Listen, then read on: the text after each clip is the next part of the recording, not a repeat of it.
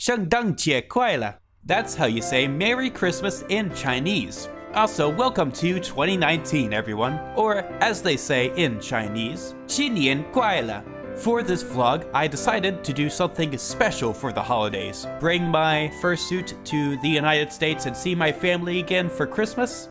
Nope. I instead brought my prized reindeer fursuit to a huge city in China that I've never been to before, all by myself.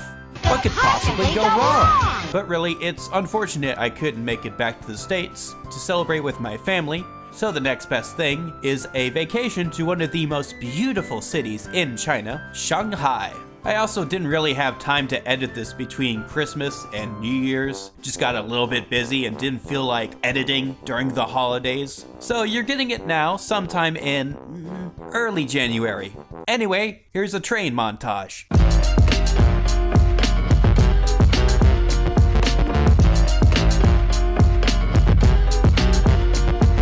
The ride from Suzhou to Shanghai is actually about a 40-minute train ride, which is why I decided to travel there. Pretty convenient, very short.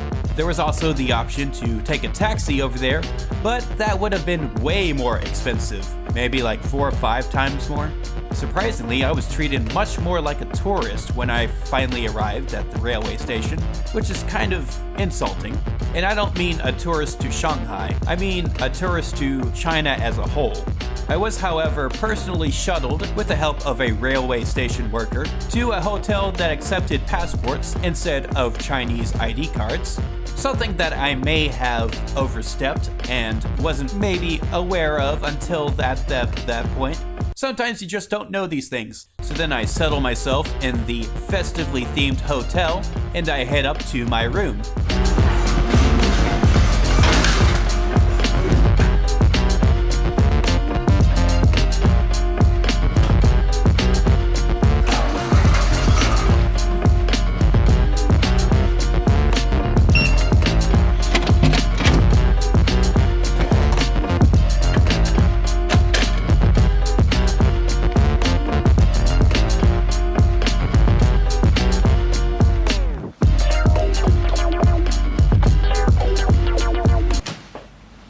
Hello. Hey everyone, I'm in Shanghai right now. I am taking a little Christmas vacation, as it will, over to the big Chinese city next to my smaller Chinese city. It's still a pretty good city, but over in Suzhou, but over in Shanghai, it's a little bit more special. It's where they have stuff like Disneyland and a bunch of other cool stuff. And I am going to see all of it, or as much as I can, while I'm here for 2 days or so. So stick around for that, because I think you're gonna love what you see. See you outside. My first stop wasn't anything particularly special. I just went to a couple of shopping centers and malls and run around as a reindeer, you know, because Christmas, reindeers, you get the idea. It's the holidays. I don't usually go to these places when I'm on vacation. All I want to do is to go to cool places and eat some good food. Then I'll buy something. Maybe. I don't know. I also had plenty of people take my picture, though unfortunately I didn't gather any of that on video.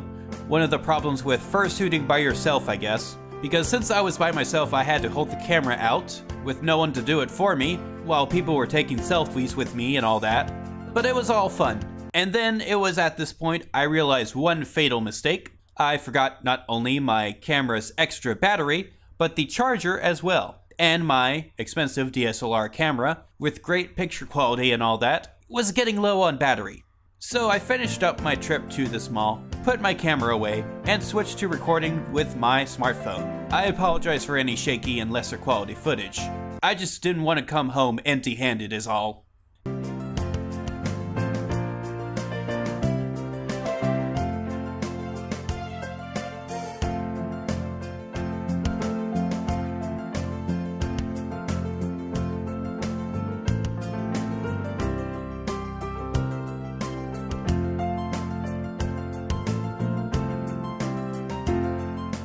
Now I did record some nice footage of the Shanghai streets, and one thing I'll say is that the parts I roamed around in looked a lot more Western or European in design, while still being Chinese in a way. especially late at night when all the lights illuminate my path. I pass by different bars, restaurants, the Shanghai Library, but none of that was what caught my eye. Because I had one main reason to go to Shanghai: Hooters. As discovered by another white guy China vlogger, there exists a Hooters in Shanghai as part of a number of other American-style restaurants as well, like TGI Fridays and Taco Bell. Yes, Taco Bell. We'll get to that shortly. Right now, I want to take a moment and let all this glorious American bar and restaurant experience and aesthetic just completely wash over. Complete with its own mini pool table that I jumped right into playing, even though I'm horrible at pool. So after some good chicken for dinner, I decided to meet up with some local friends in Shanghai in a little area called Lujiazui. What's so special about this area? Oh, nothing too much. No, just all the tall buildings, the bright lights, and the Oriental Pearl right there. It's basically one of the tallest structures ever in Shanghai, surpassed only by another business building in Shanghai. Nearby is a nice roundabout with a walkway right above it where you can go to a fancy mall, the Disney store, and, oh yeah, Taco Bell. I shot some video of my Shanghai friend Simone and I enjoying what is essentially a 100 yuan party sampler, the full Taco Bell experience, but I'm actually going to make that its own special video, so stick around for that maybe next week. So now comes the second and final day of Gregor in Shanghai, and honestly, the roughest day. I ended up waking up late because I was in vacation / weekend / nothing important to do mode, making it just in time for the 12 o'clock noon checkout. I grabbed some noodles for lunch and looked for the quickest way back to the railway station. I must have walked maybe 10 feet. This is how you do the number 10 in China. Or just this. And then some local guy yells at me saying, "Hey, I got a taxi ride right for you. Come on over." And somehow he convinces me to get into this rickshaw motorbike kind of vehicle. So I should say, in a normal, regulated taxi, the driver charges you once you've arrived at your destination. But then there's this guy, just some local, unregulated, trying to make a quick buck. He takes me to a random neighborhood street, not even midway through our ride, and demands that I pay him 100 yuan for the ride. Let's put this in perspective. My hotel was maybe a kilometer from the railway station, and I've taken taxis in Suzhou that were 2 or 3 times longer and cost closer to maybe 20, 25 yuan. Could have even been 17 or 18. So knowing all of this, I angrily demanded, I bargained my way to a lower price. And because of my amazing bartering skills, I narrowed it all the way down to a smooth 80 yuan. Don't worry, I did end up hustling the guy later. Once we arrived, I would have stopped him and given him the old, "Oi, 给我回50 yuan," just to show off and say, hey, I know some Chinese. But before I could do that, he kind of gently pushed me out and tried to get me into another actual taxi car for some reason. And then he ran right off with my 80 yuan. So you know what? That sucked. At least I still have 20 left over for dinner. Frustrating, but there was still daylight out. The reason I was heading to the railway station wasn't to leave early though, but because I did not feel like dragging my luggage around everywhere when I went to my next destination. I just think it would look weird. So I dropped my stuff off at an area marked left luggage, which at first looked like lost and found, but there was another area called lost and found, and I was just utterly confused. I spent another 45 minutes or so asking people who knew just enough English to direct me in the right direction, but not really where I needed to go.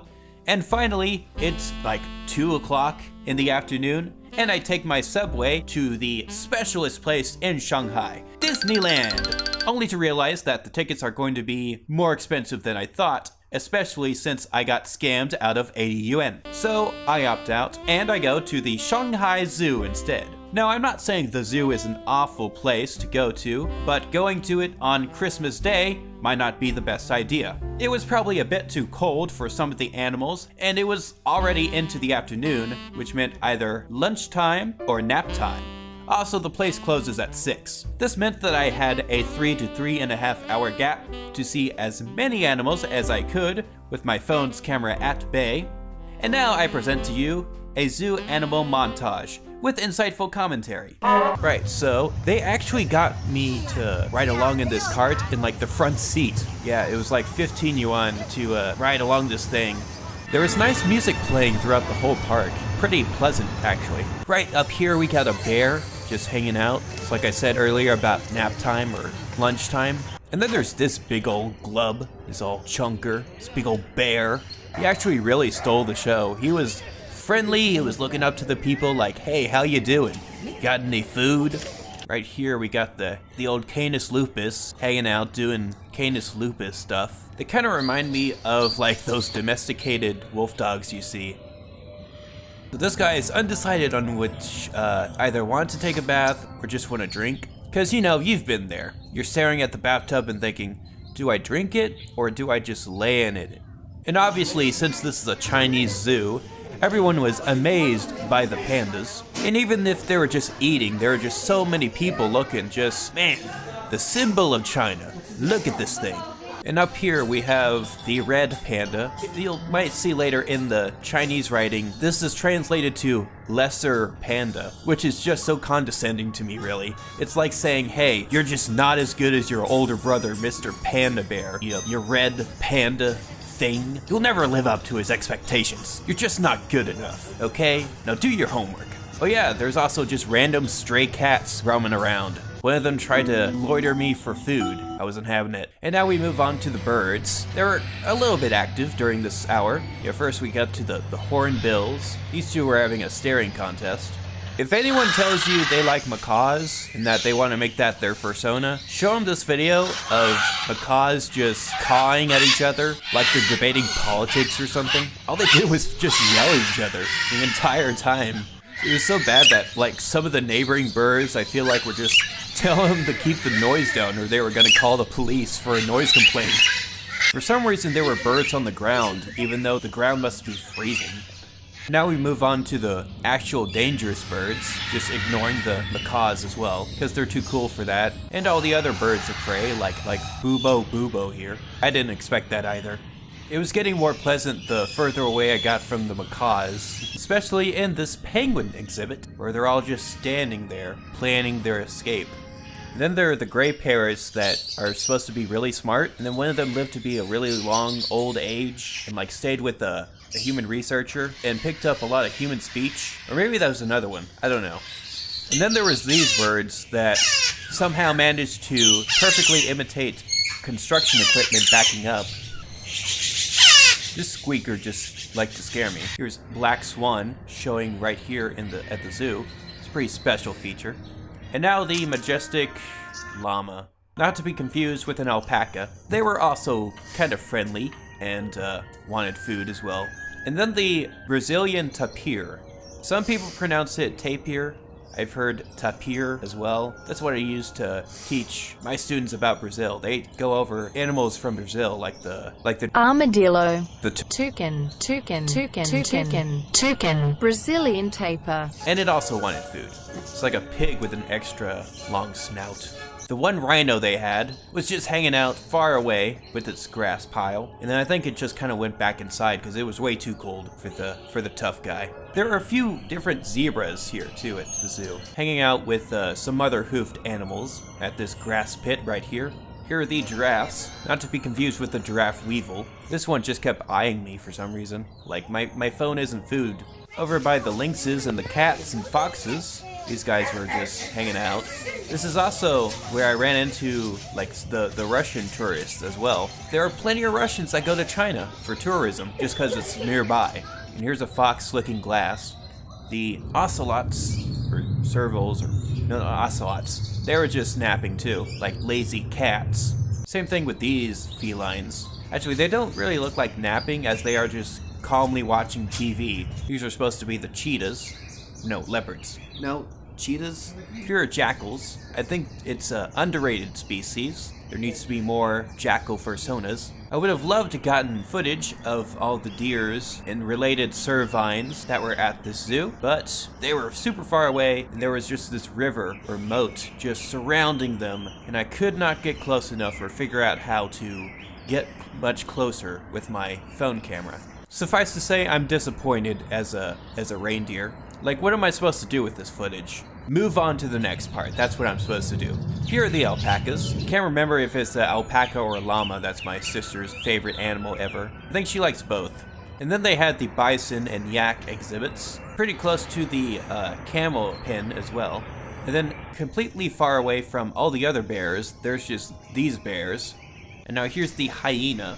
Very quietly watching to see which person will give them food. Like, they were very interested in me and what I had to feed them. Here's another fat, lazy cat. Supposed to be a fierce creature or something. And this guy, too. I don't know what it is about big cats. They never seem that active at zoos when I go to them.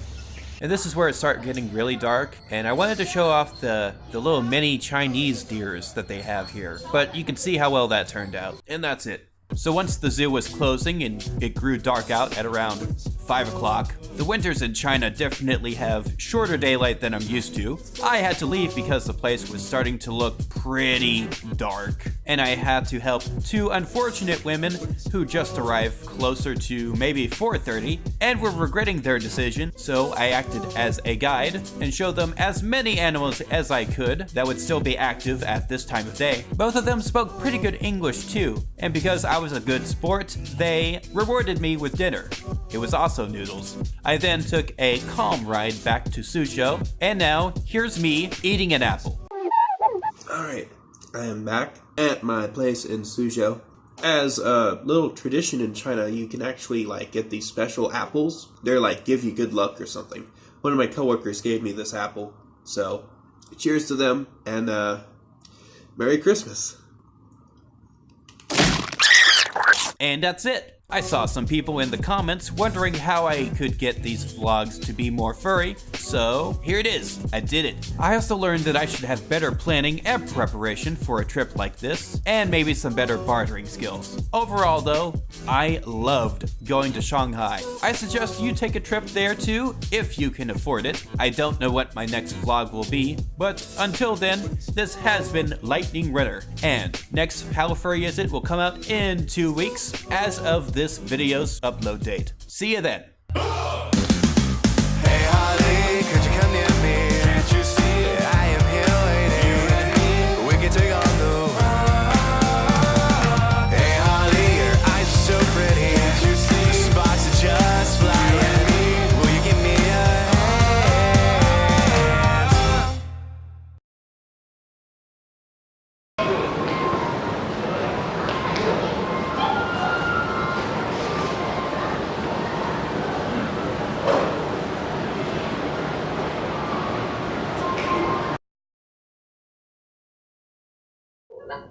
谢谢你。